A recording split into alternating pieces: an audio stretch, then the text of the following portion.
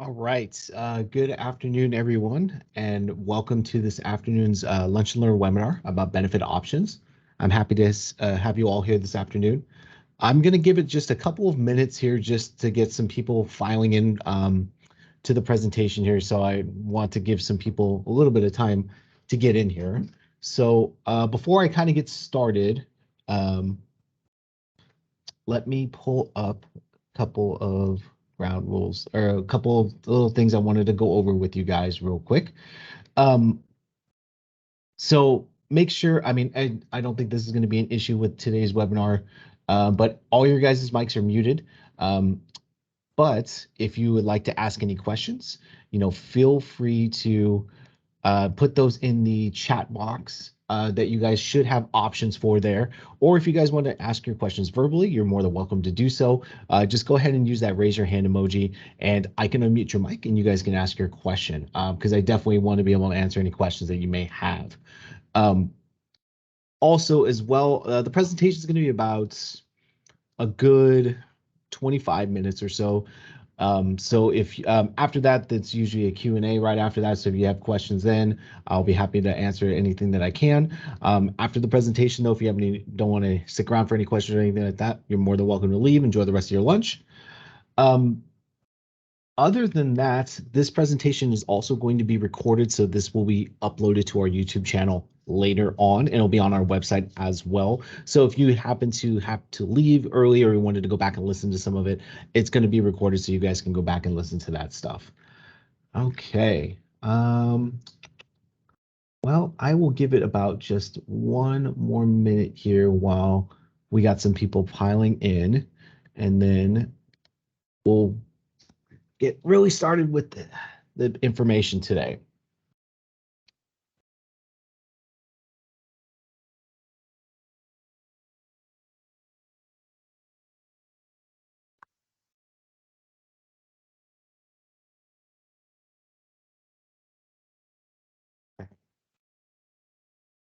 And then also as well, and I'm going to repeat this a couple of times during the presentation and the webinar as well. If you guys would like a copy of this PowerPoint presentation, I would be happy to give you one and supply you with one. So you guys can just send me an email here, and I'm going to put the email in the chat. Just go ahead and send an email to facera@fresnocountyca.gov. And I will be able to send you guys a copy of the presentation today after the webinar is over. All right. Well, I guess we're gonna move forward here. It's already a couple minutes past, so we'll get started. So the agenda today. So this webinar is on your retirement benefit options that are offered to you when you go through the retirement process. So that's going to be the bulk of this presentation that we're going to be talking about today. But other things that I wanted to address with you guys in this webinar as well is what is a defined benefit plan? So if you're new to these webinar series and everything like that, I do always go over what your retirement benefit is as a Facera member. I'm going to be touching upon a little bit of retirement eligibility, choosing the best retirement date, utilizing the Facera member portal, and then finally we're going to end with actually talking about all the different options that are available to you when you go through the retirement process. And then we'll have a Q&A right after that. And as I mentioned, for anybody new that just popped into the webinar, welcome. If you guys have any questions, feel free to drop those questions in the chat, or if you would like to ask your question verbally, just use the raise hand emoji and I will then unmute your mic and you can ask your question verbally. Okay. So let's get started with the first thing here is what is a defined benefit plan? So what is your actual retirement as a Facera member? How does that all entail for you? Well, a defined benefit plan is a lifetime benefit based on specific factors. So we look at 3 specific factors when we calculate what your benefit is going to be from us. And what we mean by lifetime benefit is when you retire, you will get a payment from us every month for the rest of your life. Now, as you guys can see on the slide deck right there, these are the specific factors that we look at when we calculate your monthly benefit that you will get for the rest of your life. So we look at your age of retirement, we look at your years of service, or what we call service credit, and then we look at your salary, or otherwise known as final average compensation. And then also considered in that calculation as well is what tier level that you are in and membership classification. So whether you are a general member or a safety member in tiers 1, 2, 3, 4, or 5 for general members, or a safety tier 1, 2, 4, and 5. Those are all determined. The tier levels and everything are all determined when you were hired and what law was in place at that time. You guys should be able to see what your tier level is on your pay stub, and also if you happen to log into the member portal as well. Now, in order to get this type of a lifetime benefit from us, the member does need to be vested in the plan, which is at least 5 years of service, which the majority of everyone that has registered for this webinar today has already met that threshold. So that's good right there. Okay, on this slide here, this is just some retirement, a little bit about our retirement eligibility for the multiple tiers that we have in our plan. So real quickly here for general members in tiers 1 through 4, excuse me, the minimum requirements to retire and draw a monthly lifetime benefit is age 50 with 10 years of service. For general tiers 1 through 4, if you could retire at any age if you have at least 30 years of service, or at age 70 if you were still actively employed with a Facera plan sponsor, regardless of how many years of service that you have worked. Now, general tier 5 is our newest tier. The minimum requirements for someone in tier 5 to retire is age 52 with 5 years of service, or at age 70 if you're actively employed with a Facera sponsor, regardless of years of service. Safety tiers 1, 2, and 4, minimum requirements are age 50 with 10 years of service, or at any age with 20 years of service. And then safety tier 5 is age 50 with 5 years of service, and age 70 if you are actively employed with a Facera plan sponsor, regardless of years of service. Now, all these things that you guys see on the screen here on this slide, these are all the minimum requirements. I mentioned a little bit earlier that your benefit is calculated based off specific factors of age, how long you work, and your final average compensation. So these are the minimum requirements that you need to meet in order to draw a benefit. But obviously, the more years that you put in, things like that, that's going to affect how much more your benefit will be at the retirement portion. Let's see. So I have a question already. Can I retire once I reach 30 years of working, or do I have to wait until I'm 60 plus? Well, if you can retire as long as you qualify for the minimum requirements, depending on what tier that you are in. So if you have already 30 years, or if you're already within 20 something years already of service, I would imagine you're a tier 1. So tier 1's minimum requirements of age 50 with 10 years of service. So if you've already hit that point, you definitely can retire at any point going forward. It's just up to you. Depending on when you choose to retire, though, that will determine what your benefit's going to look like, because everything is formula driven. Okay, the next thing here real quick is choosing your retirement date. This is actually a really popular question that we get asked a lot. Now, while Facera staff we cannot advise you when you should really retire, because that's a decision that you'll have to make for yourself. There are some things that you can look at to help get you to make that decision and whatever best for you. So some of the things that you should consider when you're looking at your retirement date, whether that's in a year from now or 5 years from now, these are the things that people look at. Your age, for example. Your age is one of the 3 factors that we use to calculate your monthly lifetime benefit. So your age increases each quarter year until the maximum age is reached, which is usually age 60 in all the tiers. In most of the tiers, I believe tier 5 is higher than that. But if we're gonna use tier 1, for example, tier 1's maximum age is age 60. So at that point, when someone hits their age max, at that point, your age is already maxed out for that percentage. Then the only other ways to make your benefit increase more is if you work longer or if your salary goes up. But your age increases every quarter. That's one of the things that is considered toward choosing a retirement date. The older you are, your benefit does increase a little bit.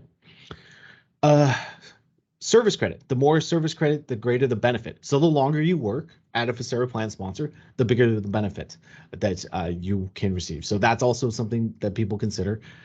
Now, one of the bigger ones here that I have listed is the cost of living adjustment. This is available for anyone that is in tiers 1 through 3. The cost of living adjustment happens every April if there was one that's granted by our Board of Retirement. Usually in February of that current year, our Board of Retirement will will announce if they approve a cost of living adjustment for the retirees. So, for example, in 2022, the cost of living adjustment was 4.5%. So anyone who retired on or before April 1st of 2022 were able to get 4.5% as a cost of living. Now, the retirees that are eligible for that COLA can only receive up to a max of 3% a year. So in this instance, where it was 4.5, they were paid 3% this year, and then they banked this 1.5%. So if it happens to be that next year's cost of living in 2023 happened to be 1.5%, for example, everyone that had that 1.5% COLA banked from 2022 can use that and make their 2023 COLA 3%. So this is also one of the bigger driving factors for members that are in that tier, in those tier ranges, to determine when they want to retire. I would assume in some of your work sites that you've seen some people talk about leaving in March, leaving in January, things like that. That's a huge factor. Why? Now, we won't know what the cost of living adjustment for 2023 is until February. So my suggestion is, if you're really nearing that retirement date and you think you may retire in the first quarter, right before April 1st of next year, once you find out what the cost of living adjustment is and you happen to know that you want to retire, contact our office immediately. Now, a couple other things that people consider towards choosing their retirement date is anniversary dates. So some people say, I want to retire with 30 full years of service, 25, things like that. So that's also another consideration. And the biggest thing to help you choose your retirement date on our end that we promote a lot is utilizing the Facera member portal. Now, I plug the Facera member portal a lot because this is one of your best planning tools that you can have for your Facera pension retirement. The online portal can be accessed anytime, anywhere. So things that you can view on our member portal, if you've not visited your portal yet, is an account summary. So you can look at who you have as listed as your beneficiary, calculate what your contributions are, what you should be seeing deducted each pay period. And the most important one that's important for upcoming planning retirement is you can calculate your retirement benefit estimates and view the various options, the options I'm going to cover in just a little bit, to help narrow down that date of retirement. Now, if you would like I mentioned, if you guys would like a copy of this presentation, I can send it to you because I do have a link here to our webinar that I did about the member portal earlier this year. If you guys want to see this webinar I did about the member portal, it is actually also on our website. If you go to fresnocountyretirement.org and go to the media section, it is the second video down. I did a whole tutorial how to use the member portal and how it's useful. I recommend every member have an account. If you have not registered for an account, you will need what is called a unique identifier. You can get that two ways from us. You can give us a call, or you can send us an email with your work email, whether you're a county employee, courts employee, and so forth. You can send us an email with your work email, and we can get that unique identifier for you to register for a portal. And just also keep in mind that you will need a personal email address to register for an account. You cannot register with your work email. Okay, is there a COLA every year, or are there years where there's no COLA? Well, having no COLA in one year is definitely possible. I have personally not seen that since I've been here and I've been here at Facera for a little over 7 years. We've always had some type of a COLA, but there's always a possibility that there could not be one. The COLA is based off of the Consumer Price Index for the Western Hemisphere. So the best advice I can give for that is just to make sure that you look around our board meeting agendas, either the first or second meeting in February of 2023, if you're interested in that point, and we can they will announce if there is a COLA. But that's a very, very good question. Okay, so now we're kind of getting into what this whole webinar is about, the types of retirement and the different options that we offer. So I'm going to quickly touch upon the disability retirement options that we have real quick. It's going to be more of a generic discussion because this is something that doesn't apply to the most of the membership. For our disability retirement, we offer two types: service-connected disability, non-service-connected disability. And then after I kind of go over that real quick, then we're going to get into the meat and potatoes of this presentation, which is the retirement benefit options for service retirement. So disability retirement. If you happen to become disabled and unable to perform the essential functions of your job, you may be eligible for a disability retirement. Members can apply by completing a disability application that can be found on our website. Now, as I mentioned, there's two types, service-connected and non-service-connected disability. For members that are interested in what the process entails, how it goes from start to finish, we do have a disability retirement policy on our website that goes over the entire process from start to finish. And then we also have a flow chart on there as well for people that like pictures. So it takes you from the beginning and end. It kind of gives you an estimated timeline of how long the process does take. Now, each case is different, so some may take longer than others. Now, the first type of disability retirement that we offer is a service-connected disability.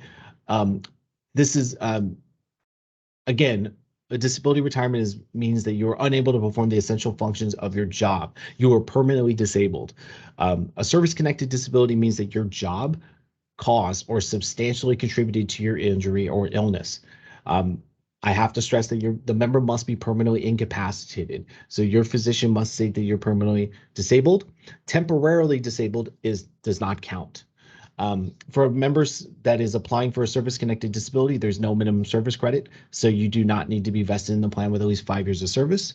It pays at least 50% of your final average compensation or your service retirement benefit amount, whatever amount is higher.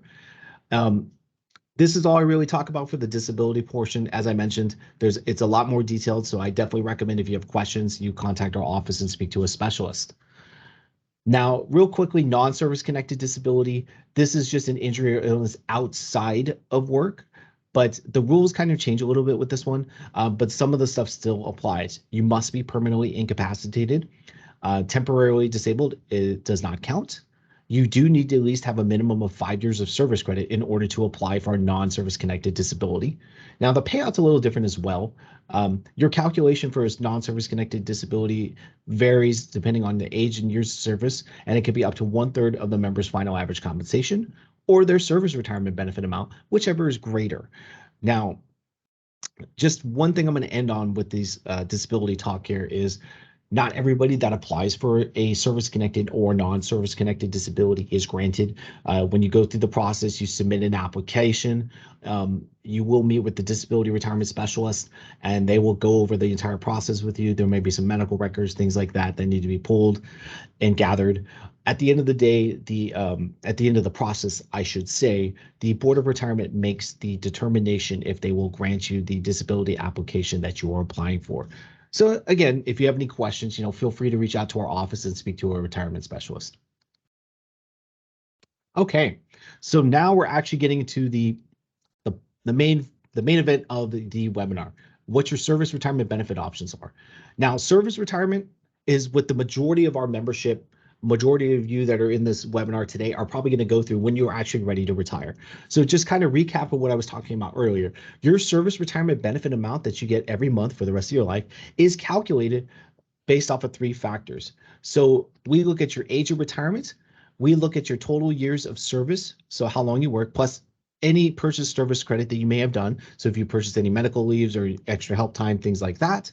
And then we look at your final average compensation earnable. Now, your final average compensation is calculated differently based off whatever tier that you are in. So if you're in tiers 1 and 2, we look at your highest consecutive 365 days. That should say 1 year. My apologies. That should say 1 year, not 1 day. The highest consecutive 365 days in 1 year. Tiers 3 and 4, we look at your average of your 3 highest individual years at any point in your career. And then for tier 5 members like myself, we look at and take an average of your 3 highest consecutive years at any point in your career. So these are the factors that we look at, that our retirement specialists look at when they calculate your benefit when you're ready to come to the office and go through the retirement process. Now we're going to kind of get into all the options here that are available to you, that the retirement specialist will talk with you, that you can choose from when you're going through the retirement process. Now, the first option that we offer to members is called the unmodified option. This unmodified option provides the highest monthly benefit amount that you can receive from Facera based off of your age of retirement, your years of service, and your final average compensation. This unmodified option allows you to leave a 60% continuance to an eligible beneficiary. This is one of 2 only options that we offer that the member can change their beneficiary after retirement. Now, In order to leave a 60% lifetime continuance to an eligible beneficiary, the eligible beneficiary is either a spouse or a minor child. So in order for them to be deemed eligible, you need to be married or in a registered partnership for at least 1 year prior to retirement. Or if you get married or into a registered partnership after retirement, that needs to be at least for 2 years. And at the time of the member's death, the spouse or partner needs to be at least age 55. For minor child or children, a minor child or children are eligible for that 60% lifetime continuance in the case of the member's death up until they turn 18 or they are age 22 if they are full-time enrolled in an accredited school. At that point, when they hit one of those two benchmarks, that lifetime or that benefit is no longer available to them. Now, I was talking a lot about a 60% continuous for these eligible beneficiaries, which is a spouse or a minor child. Members that do not have one of those eligible beneficiary options can still take this option and get their highest monthly benefit amount that they choose to.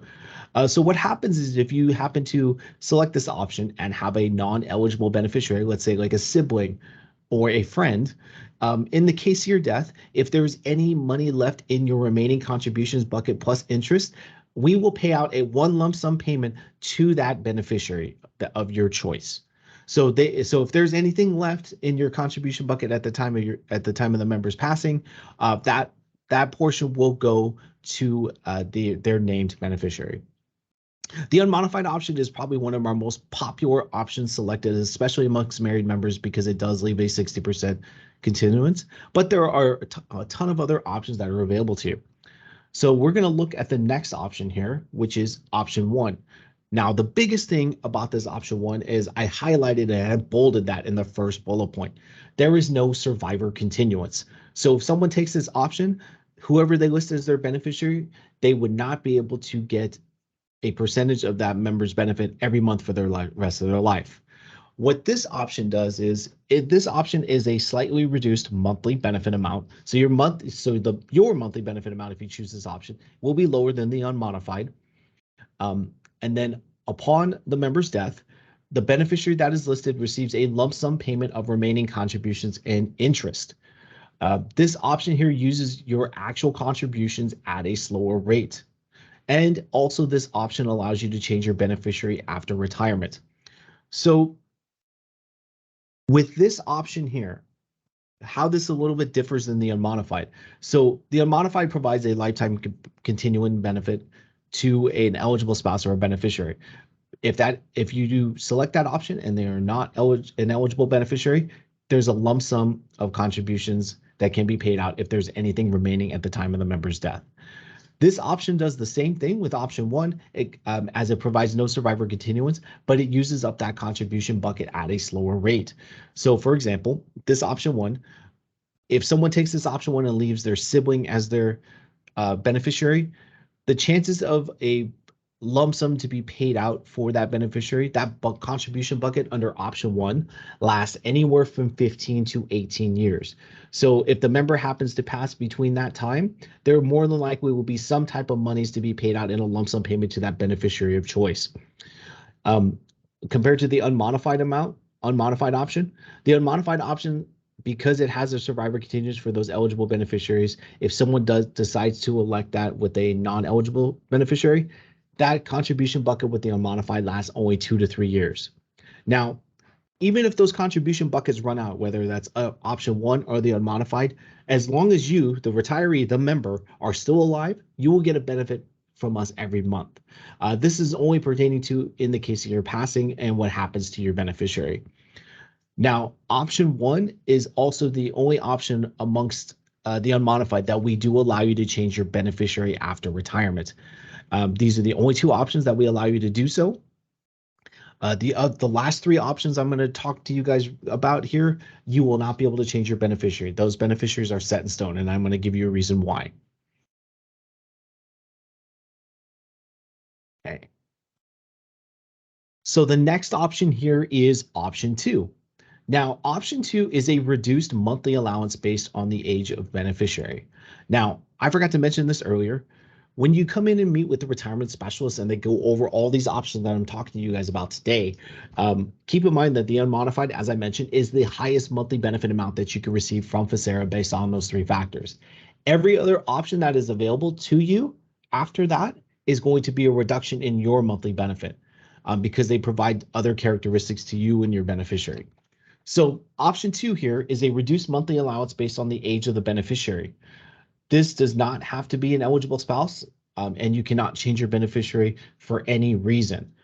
I'm going to go over the next couple bullet points here and explain how this all works. Option 2 provides a 100% continuance of the member's reduced benefit for their lifetime. So how this works is, unlike the unmodified option, which only you can leave a survivor continuance to an eligible spouse or a minor child, option 2 allows you to leave a continuing lifetime benefit to anyone. So it does not have to be a spouse. You can leave it to an adult child. You can leave it to a friend. You can leave it to a sibling, whoever you like to. It does not have to be an eligible spouse. It can be, but it does not have to be. Now, depending on who you elect as that beneficiary, if you want to select this option, the bigger the age difference between you and that beneficiary, that bigger that age gap, the more of a decrease that you will see on your actual monthly benefit that you'll get from us every month while you are alive. Then at that point, in the case of your passing, whatever you are getting per month, your beneficiary that you assigned would get that same amount every month for the remainder of their lifetime. Then in the case of their death, that benefit stops. It does not go to anyone else. Now, as I mentioned, the bigger the age difference between you and that beneficiary that you're electing, the more of a decrease that you will receive in your monthly benefit amount, because we also have to ensure a couple things. We have to ensure that you will get a benefit for the rest of your life, but also that the beneficiary that you elected will also get a payment every month for the rest of their lifetime as well. And this is also something to keep in mind if this is something you are looking at as well.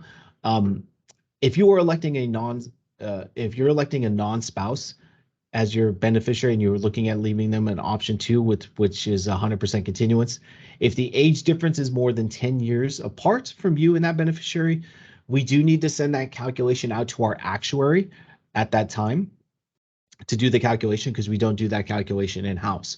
So if you happen to be interested in that and you tell the retirement specialist in your first counseling session that that's what you want to go to, keep in mind that we have to send this calculation out to our actuary, which at that point that we send that calculation back to our actuary, we're at the mercy of them of getting that calculation back to us. So there is a possibility of a delay in your first benefit check if you select this option. So just keep that in mind.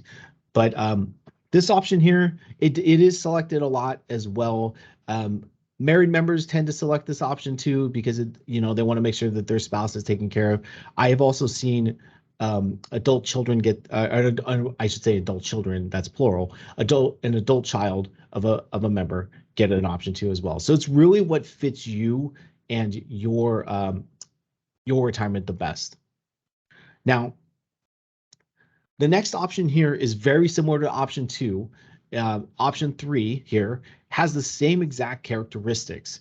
It's a reduced monthly allowance based on the age of the beneficiary. So the bigger the age difference, the more of a decrease that you'll take. Same rules apply. You can only pick one beneficiary and you cannot change it after retirement for any reason, because the calculation that you're getting every month from us is based off of the age difference of you and that beneficiary that you elected. So that's why you cannot change your beneficiary once you have set that in. That's locked in stone. Now, the only different thing here with option 3 is a 50% continuance of the member's reduced benefit for their lifetime. So with this option here, option 3, the beneficiary is only going to get 50%. So normally when I see something like this, in my experience, the members that take this option 3 usually leave it to an adult child or a sibling or something like that. Usually married members stay away from that, because why would you take a reduced benefit when you can pick the and only leave 50% when you could pick the unmodified amount and get your highest benefit available to you from Visera, and then also leave your spouse a 60% continuance. Now your option 3 amount is going to be a little bit higher than option 2, even though the same characteristics apply. That's simply because your continuance to that beneficiary that you elect is lower. It's cut in half. So that's also something to consider as well. Now, like I mentioned, option 2 and 3, and then the last option I'm going to cover with you guys today, option 4, they all have the same characteristics. It is based off the age difference between you and that beneficiary. Option and all these options here, you cannot change your beneficiary after you started receiving payment from us. That beneficiary is locked in place for the remainder of your lifetime, because those calculations for the benefit amounts are based on the age difference between you and the beneficiary of your choice. Okay, so Jennifer asked a great question regarding this option 2 and 3. So what happens if the beneficiary passes away before you? That's a fantastic question. So as I mentioned just a minute ago, that you cannot change your beneficiary for any reason if you were to select option 2 and 3, because the calculation of your monthly benefit is based off that age difference. If that beneficiary does predecease you, you unfortunately cannot elect anyone to come in and pick up that continuance. There at that point, if the beneficiary predeceases you, there is no survivor continuance to pay out for the rest of that beneficiary's lifetime. You cannot change beneficiaries, unfortunately. That's a very good question.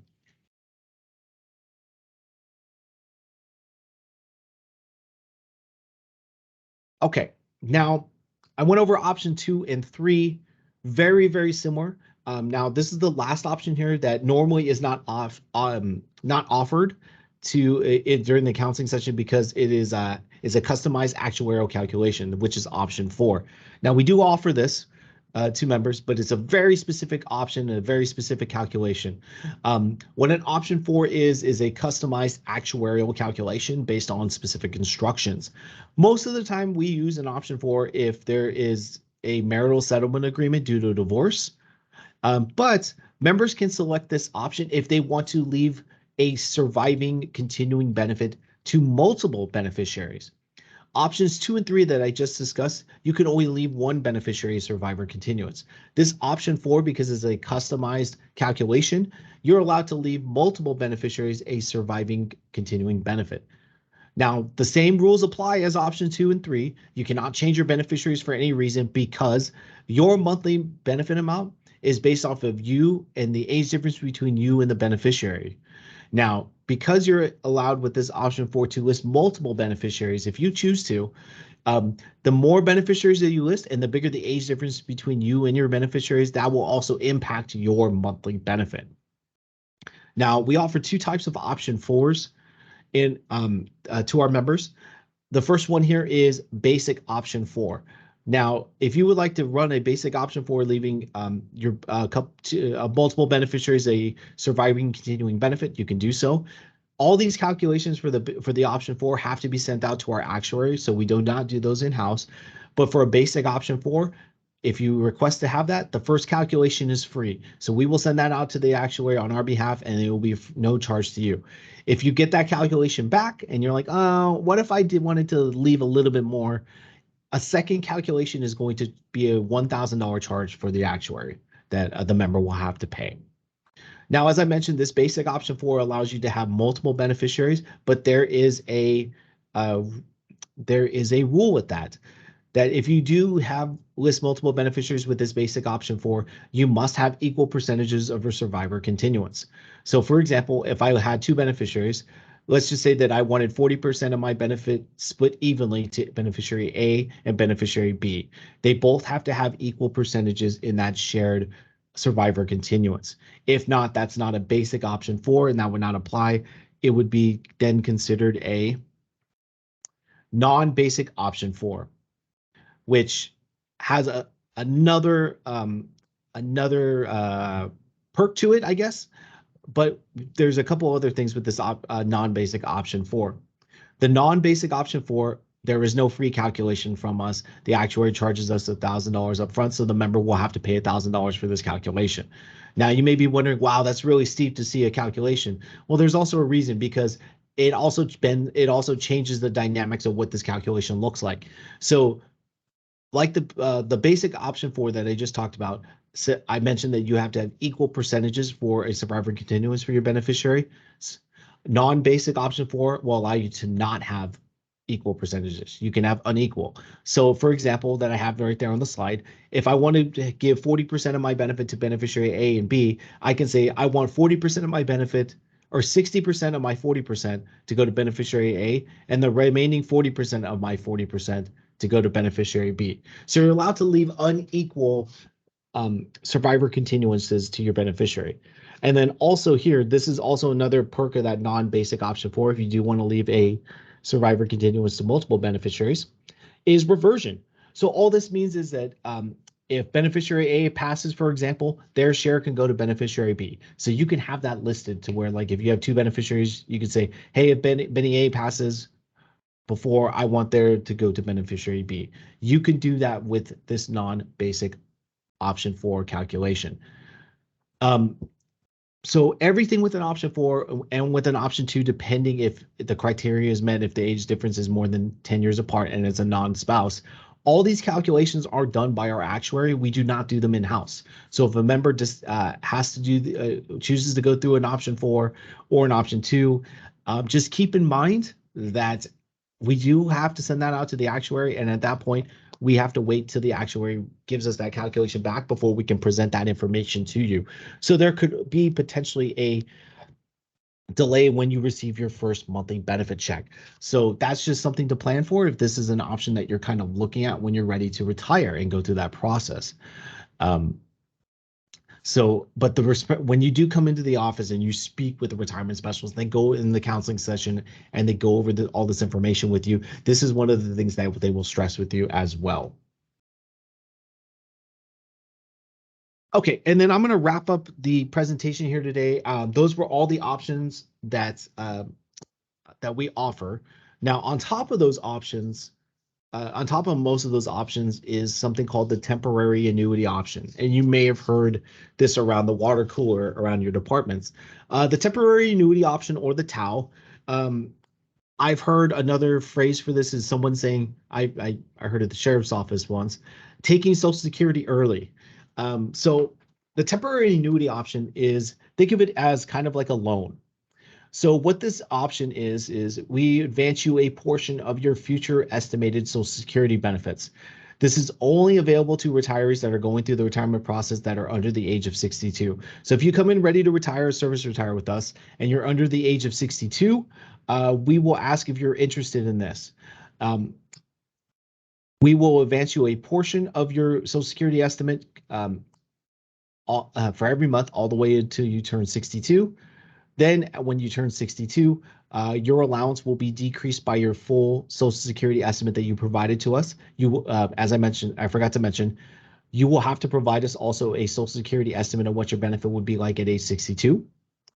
If you're eligible for the cost of living will be added on as well to that TAO amount, and then will also have to be reduced at age 62. The thought process with this temporary annuity option is it helps level out your retirement income with Social Security. This does not affect your Social Security benefits. So what this does is after the decrease happens with your FSERA benefit for your lifetime, the member can go into Social Security and start drawing their benefits. Hopefully that amount is the same and you won't lose any income going forward. It does not affect a survivor continuance and is only available in service retirement, not for disability retirements. Now, I know I probably talked a little too fast about what this really means. I did a separate webinar about this, but I have an example for you guys of how this actually works. So let's say that we have a member that's retiring, they're 55, and let's say they're interested in taking the TAO. They bring into our office a Social Security estimate. Let's say that amount is $1,237. Then let's say that we, at that point that they give us an estimate, we use a modification factor in our pension software. And let's just say that number is 0.4913. These numbers are all fictitious, by the way. And after we multiply those together, based off of that Social Security estimate, FSERA will advance this member $608 every month until they turn 62. So let's say that this member's base retirement is $2,850 and they take the TAO. That means every month up until they turn 62, their benefit is going to be $3,458 a month. Now, on their 62nd birthday, we reduce the members' benefits, not by that $608 that we've been advancing them every month, but by that full $1,237 estimate that they provided to us when they retired. So now their total Facera pension going forward for the rest of their life is $2,221. Now, at that point, you have the option to go and draw Social Security. So in this example, the member went to go draw Social Security. The estimate that they provided to us when they turned 55 happened to be accurate. So it was the same amount as their estimate of 1237. So their combined pension at 62 is 3458. So they actually did not lose any income.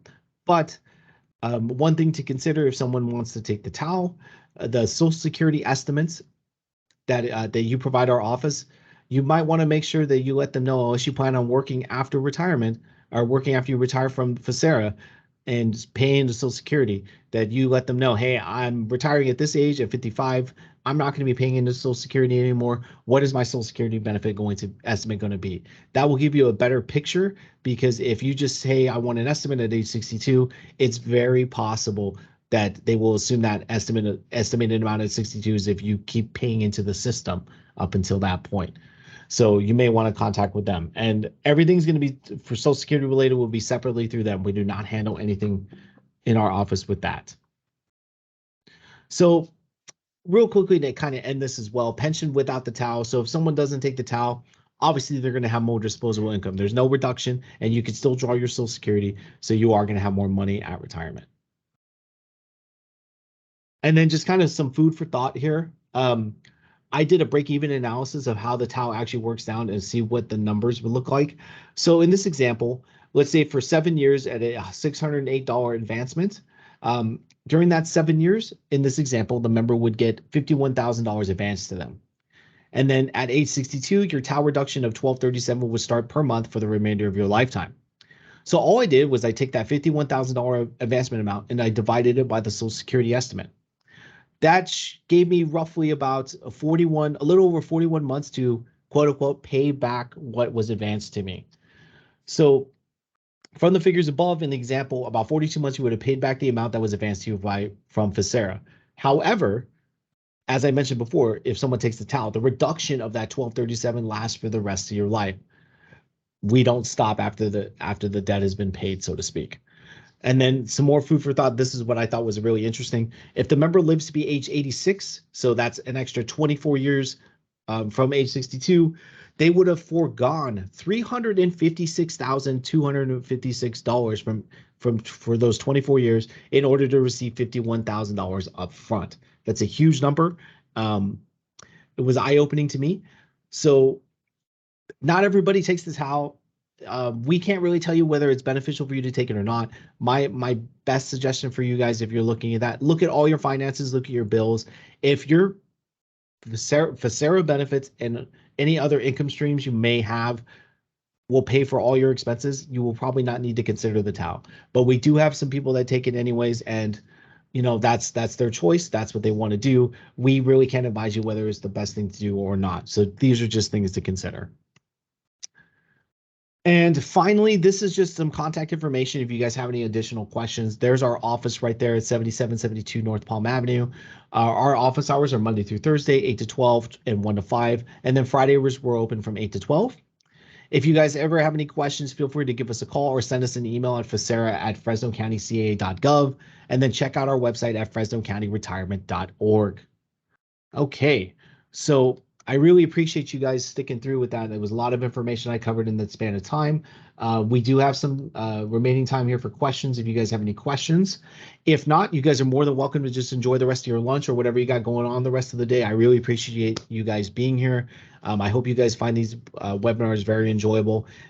If you guys wouldn't mind, I'm going to link you guys in the chat here. I'm going to link you a survey about the webinar. Just if you guys wouldn't mind taking a few minutes to fill that out, just to kind of give me some feedback or anything like that, I'd really appreciate it.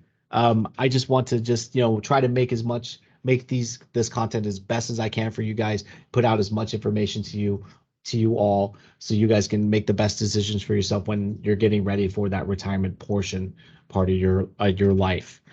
So if you guys have any questions, feel free to drop them in the chat right there. Or if you want to ask your question verbally, use the raise your hand emoji, and I will unmute your mic and you guys can ask your question.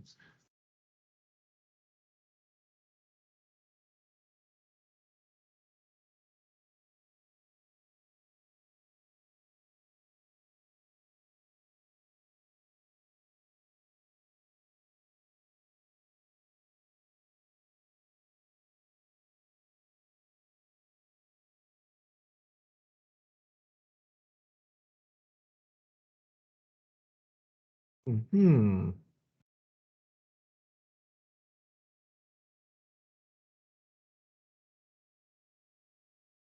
My pleasure. My pleasure.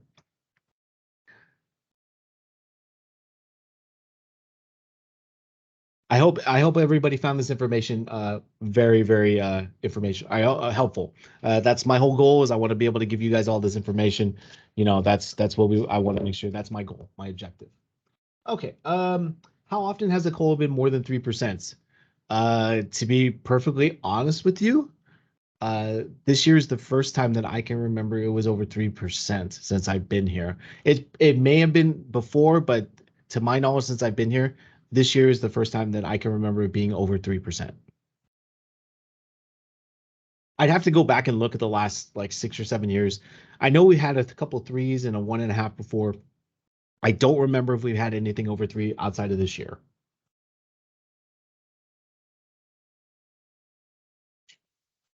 We had our biggest we this year with the cola being 4.5%. We had our biggest uh, turnout for retirees that we've had in quite some time during that first quarter period.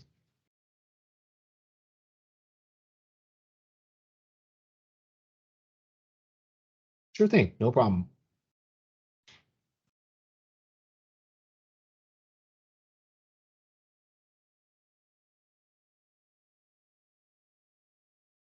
And I think too, as well, you guys might be seeing another email or announcement later on from me. There may be another webinar this month if I can. If I got to see if I can have that schedule block off. But we may have another webinar this month about the member portal, and then I'm planning on having a new webinar about something new I haven't done yet before next month. But I'll keep you guys posted. You guys will always see emails from me, all county and things like that. So just be on the lookout for that.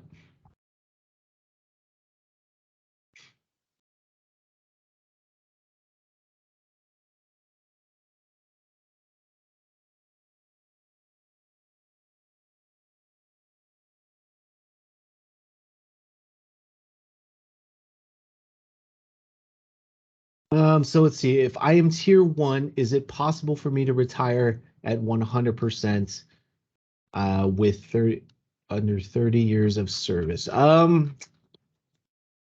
me see here.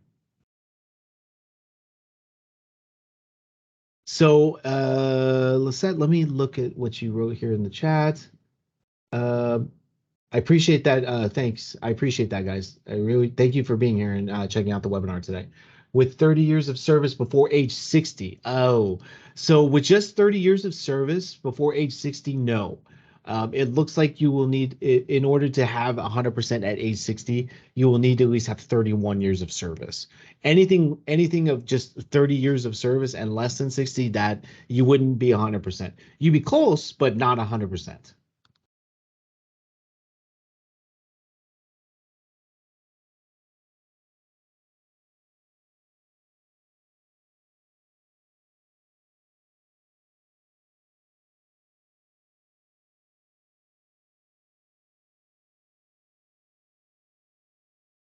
Good questions. Very, very good questions.